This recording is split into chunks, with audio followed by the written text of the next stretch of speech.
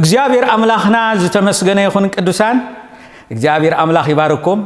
ምድርና እግዚአብሔር ይባርኽ ሀገርና እግዚአብሔር ይባርኽ ሎሚ በማዕዘር ሰማይ ብዝተዋህበና ዕድመ መሰረት ብናይ ሬድዮ ሰላምና ብዝተተሓሓዘ በዛ ሀገራዊ ጸሎት ክንጽሊ ፈቃድ አምላኽ ኮይኑሎ እግዚአብሔር አምላኽና ይመስገን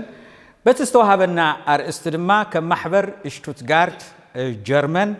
እንርከብ بحدنت كوينا قال أملاخ حتى قال أملاخ تخافيلنا بدحرو دما صلوت كنصلينا እግዚአብሔር أملاخنا ዝተመስገነ ይኹን ምሳይ አገልገልቲ ናይዛ ማሕበር በሓንሳ ኣለና ኩላትና ድማ ነቲ ቃል أملاخ ሓቢርና ክንካፈሊና እምበኣር እቲ ቀንዲ ርእስትና ብሰላም ምእንቲ ክንነብር أملاخ عند ማእከል ሃገርና ክኸውን እዩ ስለዚ بالسلام زنبرنا مچم ناي سلام نگر كله بقدامنت سلام من يزبنا سلام كابيا تركب سلام انتايا عند حرد عيلنا سلام كابزخونه يكون نگرات كندن اگداسن وانان نگري عند حر حرستاي كحرس كوينو نگاداي كنگد كوينو ممهر كله ببمويو سريحو بسلام كنبر اندحر دا خوينو مدرنا سلام كتكون اندحر كوينا قدم كله نعو زدلي سلامي مالتي سلازي سلام اقداسن وانان نغريو سلام دما وانا እግዚአብሔር ስለዝኾነ مالتي እግዚአብሔር አምላኽ ባረኽ ንደቅ ሰባት እግዚአብሔር ሰላም ክህብ ኩሉ ግዜ ድሉው እግዚአብሔር አምላኽና ይመስገን ንምንታይና ንርኢ የተሐሳቡ አብ ትንቢተ ኤርምያስ 29:11 ታይብል አነ ዝሐስበልኩም ዘለኹ ሐሳብ እፈልጦ مفصمتان تسفان كهبكم سي حساب دحان انبر نايكفو ايكونن يبل مبار كل غزي እግዚአብሔር ندق سبات سلام كنبرو بسلام كخونو يزدل مالتي ስለዚህ እግዚአብሔር ሸነኽ እግዚአብሔር ናይ ሰላም አምላኽ እግዚአብሔር አምላኽና ዝተመስገነ ይኹን አብ መዝሙር ዳዊት ምዕራፍ 34 ቁጥር 14 ኸአ አብ ካብ 11 ጀሚሩ ደቀ ፍርሃት እግዚአብሔር ክምህረኩም ሲ ንዑ ስምዑኒ ህይወት ዝፈቱ ጽቡቕ መዓልትታት ክርኢ ዝደሊ ሰብ መን ኣሎ ይብል እግዚአብሔር አምላኽ ባረኽ መን ይዘሎ ጽቡቕ መዓልትታት ክርኢ ዝደሊ ሰብ መን ኣሎ ስለዚ መልሐስካ ካብ እከይ ከናፍርካውን ካብ ምዝራብ ጽልመት ሓሉ ካብ እከይ ረሓብ ሰናይ ከኣግበር ንሰላሙን ድለያን ሰዓባን ይብል ሕጂ ኣብዚ እንሪኦ እንታይ ኢና ንርኢ ብጊደ እግዚአብሔር ሰላም እግዚአብሔር ኩሉ ግዜ ድሉ ከም ዝኾነ ርኢና ኣለና ብጊደ نحنا سلام زدلينا ايو مخنياتهم انت يزبلنا زلو فرهات እግዚአብሔር ክምህረኩም ሲንዑ ስምዑን ምስበለ ህይወት ዝፈቱ ጽቡቕ መዓልትታት ክርኢ ዝደሊ ጽቡቕ መዓልትታት ክኾነልና ኣብ ሃገርና ንጎተሲና ጽቡቕ መዓልትታት ክንርኢ ሓረስታይ ናብ ማሕረሱ ኸይድ ከሎ ጽቡቕ መዓልትታት እንዳረኣየ ክኸይድ ነጋዳይ ሓኪም ኩሉ በብሞይኡ ክወፍር ከሎ ጽቡቕ መዓልትታት ክርኢ እንድሕር ደኣ ኮይኑ ሰላም አገዳስን ዋናን ነገር እዩ ማለት እዩ ስለዚህ ሰላም አገዳስ እንድሕር ኮይኑ ኸኣ እግዚአብሔር ንዓና ሰላም ክበና ፍቃዱ ካብ ኮነ ካባና ዝድለኸ እንታይ እዩ ዝብል ከኣ ክንርኢና ማለት እዩ ካባና ዝድለኸ እንታይ እዩ እንድሕር ኢልና መልሓስካ ካብ እከይ ከናፍርካውን ካብ ምዝራብ ጥልመት ሓሉ ካብ እከይ ረሓቕ ሰናይ ከኣ ግበር ይብል ስለዚህ እከይ ምግባር ክፍኣት ምግባር ሕማቕ ነገር ምግባር ጥልመት ሰባት ክጣላለሙ ከለው ዝተውዓዓልዎ ነገር ክኽሕዱ ከለው እዚ ሁሉ ነቲ ሰላም ካብ ዝዘርግ ነገር ኣብ ህይወትና ካብ ዝግበር ካብ ክንገብሮ ዝግባአና ናትና ጊደ እዩ ስለዚ ብፍላይ ኣብ ሃገርና ኣብ ብፍላይ ኣብ ህዝቢ ኤርትራ ዘሎ ክቡር ነገር እንታይ እዩ እንድሕር ደኣ ኢልና ቅዱሳን ኣሕዋተይ ሓደ ኣገዳሲ ነጥብ ኣሎ እሱ ከዓ እንታይ እዩ ካብ ወለድና ዝፀንሐ ዘይምጥላም ዝብል ነገር ጽቡቕ ነገር ዝነበረ እዩ ካብ ኣቦታትና ሕጂ ይዳኸም ኣሎ ዳእምበር ሰብ ኣብ ኪዳኑ ጽኑዕ ኣቦታትና ኣብ ሓጎታትና ኣብ ኪዳኖም ጽኑዓት እዮም ነይሮም እንድሕር ደኣ ሓደ ሰብ ማሕላ ዝመሓለሉ ወይ ዝሸጦ ኣይሸጥኩን ኢሉ ዝመሓለሉ ኣይገበርኩን እንድሕር ደኣ ኢሉ ከም ሕማቕ ከም ጠላማይ ይቁፀር እሞ ስጋዕ መውስቦ እዩ ዝኽልከል سجع تهزبي زفنفنو مخنياتهم نت سرعات نت السلام كحلو زخيل تهزبوني زحلوه مالتي كم زندا جبره نتي صبق نجر نت خفوق نجر ندا فنفه نت صبق نجر ندا سلطه نعوخ ندا معبلنا خن كيد كلنا انت يخونلنا عند حرد عيلكم اذ كله املاح كبانا زدليو مخنياتهم حزب اسرائيل بحماق مقد خودو خلو بخفوق خودو خلو እግዚአብሔር ባህ በዘይብል መንገድ خودو خلو كل ጊዜ ኣብ ህይወቶም ሰላም እዮም ዝስእኑ ካልኦት ሃገር መጨም ወርዎም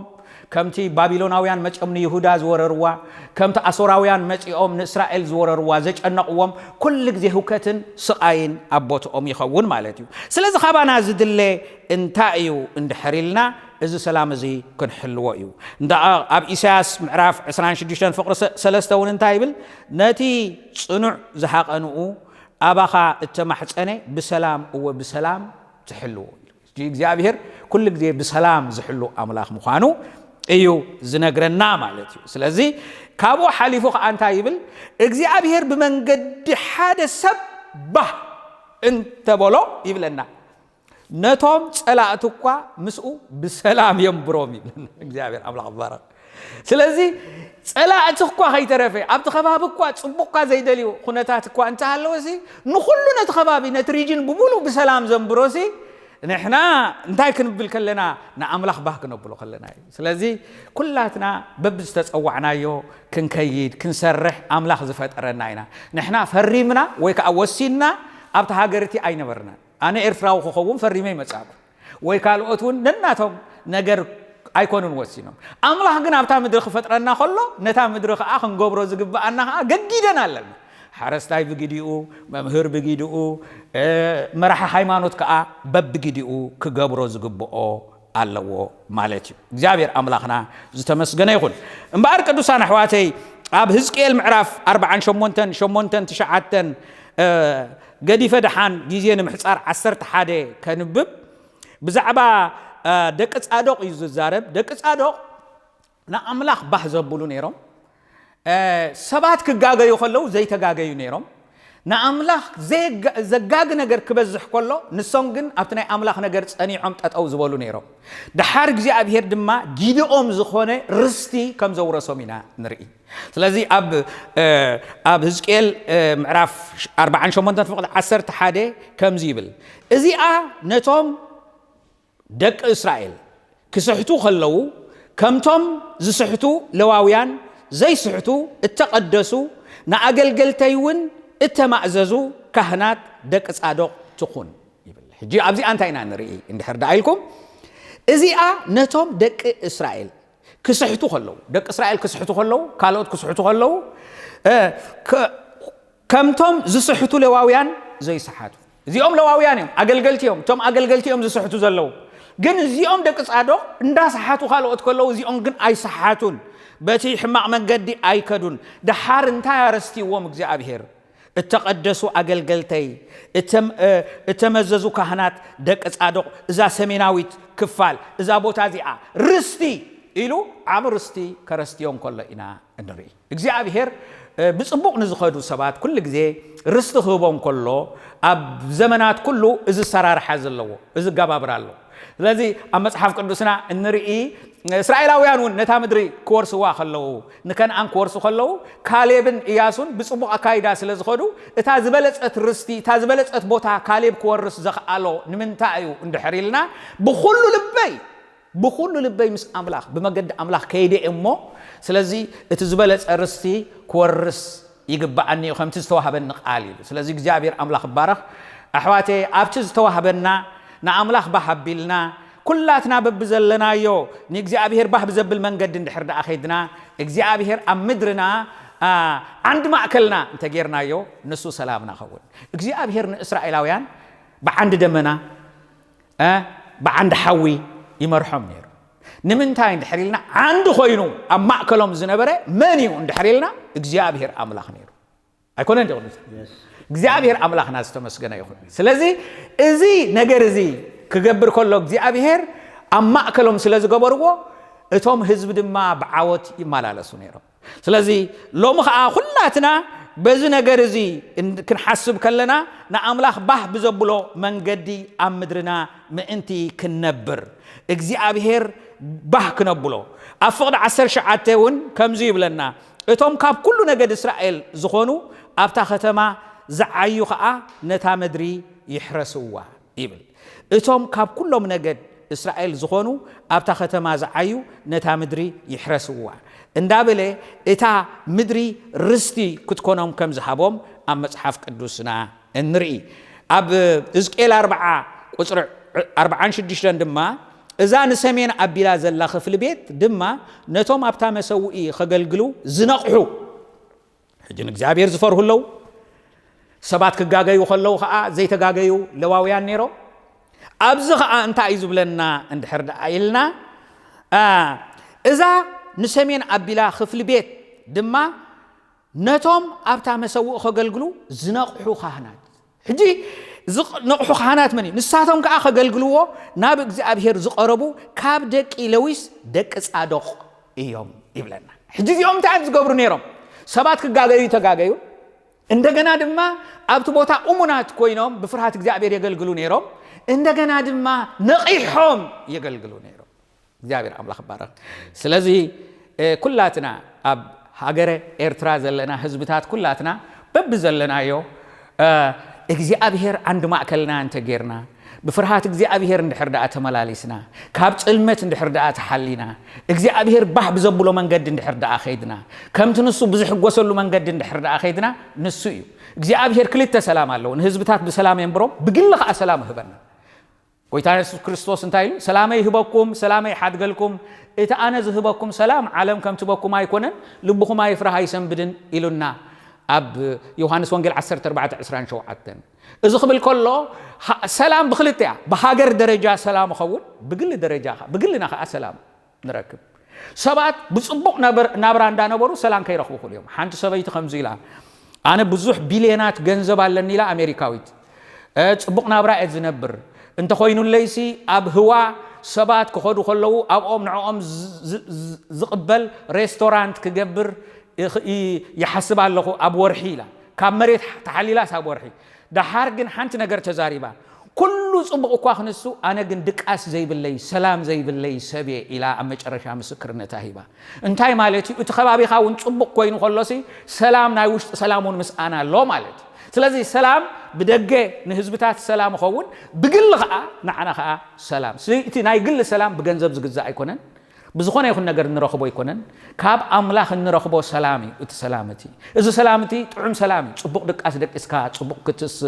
أو خناتات كال كله نسخاب سلام كتأتو خطوات زي زجرمي حدا جزء سألتي سلام كسلوا عيوت واهبوم كلهم سألوا اسك سلام تبايلو حدا سعيرو خاب كلهم زسعرجن انتايلو سئلوا أبحنتي معبل تناوج تقع حدا معبل كله أبو خلا حنت عف أقدر أوشت أخوينا أبت أقدر أوشت أخوينا عريفة هديئة سئلوا نمنتاي تبتقى أزلوا بحرقني ناوت قالوا سلام زي آيالو برقصي كبابي خان دات ناوت أخلو وشت خان السخاب سلام كتملا كله إزيو سلام إزنا يقول سلام بهاجر زخونا سلام جن كلاتنا خنحلوه زلناي كلاتنا خنحلوه كلاتن بهيرات إرترا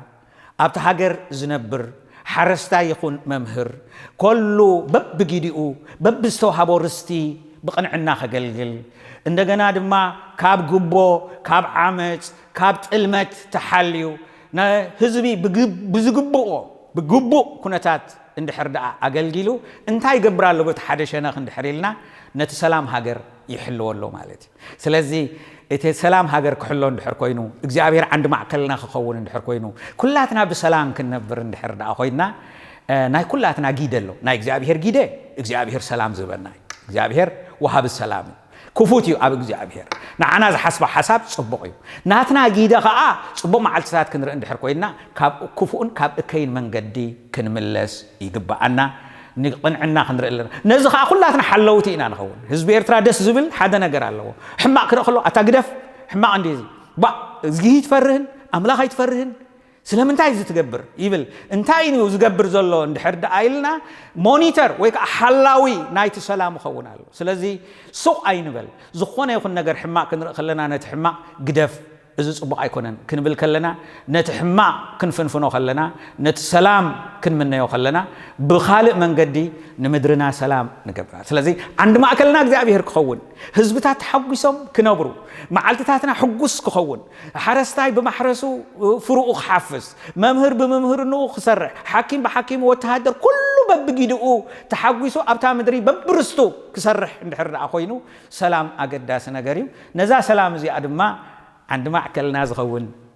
እግዚአብሔር አምላክ አሜን እግዚአብሔር አምላክና ይባረክ እግዚአብሔር ይመስገን እስከ ሁላትና በዚ ነገር እዚ ሓቢርና ክንጽልይና ንጸልይ አሕዋተይ ክጽልዮም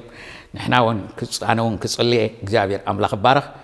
ቁርብ ደቂቅ ሓቢርና ክንጽልይና እግዚአብሔር አምላክና ይባረክ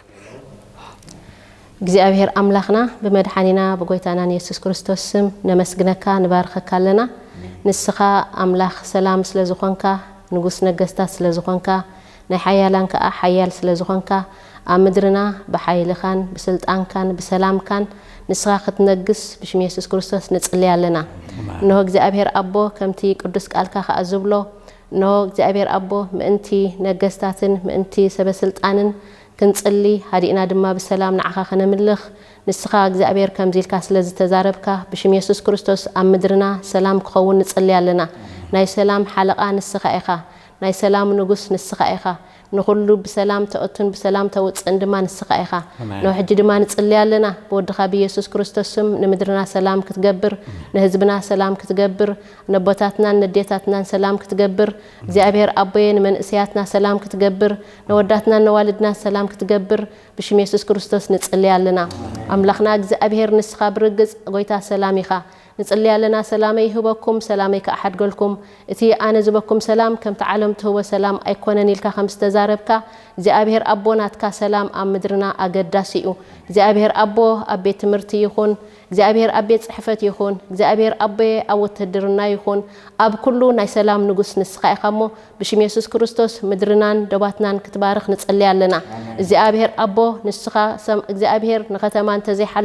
حلوي نخونتو ينقح تبهيل تصحف يوم እግዚአብሔር ንስኻ እግዚአብሔር ነታ ምድርን ንህዝብናን ነቂሕካ ክትሕሉ ንጽልይ ኣለና ኣነ ሕያዋይ ጓሳኤ ዝበልካ ጎይታ ንስኻ ሕያዋይ ጓሳኤ ካሞ ብሽም ኢየሱስ ክርስቶስ ጉስነትካን ሓለዋኻን ኣብታ ምድሪ ክኸውን ንጽልይ እግዚአብሔር አቦ ተመስገን ነው ምእታውናን ሙጻናን ኩሉ በኣኻ ክኸውን እሞ ንስኻ ድማ እግዚአብሔር አቦ ብኩሉ ክትከብር እግዚአብሔር አቦ ብሽም ኢየሱስ ክርስቶስ ንጽልይ ኣለና ንስኻ ጸሎት ሰምዕን ጸሎት ምልስን ኣምላኺኻ ህዝብና እግዚአብሔር አቦ ናባኻ ክቀርብ እግዚአብሔር አቦዬ ንዓኻ ድማ ከምልኽ እግዚአብሔር ንዓኻ ክገልግል ንዓኻ ክፈርሕ ከምዚ ቃልካ ዝመሃርካና እግዚአብሔር አቦ ብሽም ኢየሱስ ክርስቶስ ንጽልይ ኣለና ንስኻ ኣብ ምድርና ንገስ ንስኻ ኣብ ምድርና ክበር ንስኻ ኣብ ምድርና እግዚአብሔር ሰልጥን እግዚአብሔር አቦዬ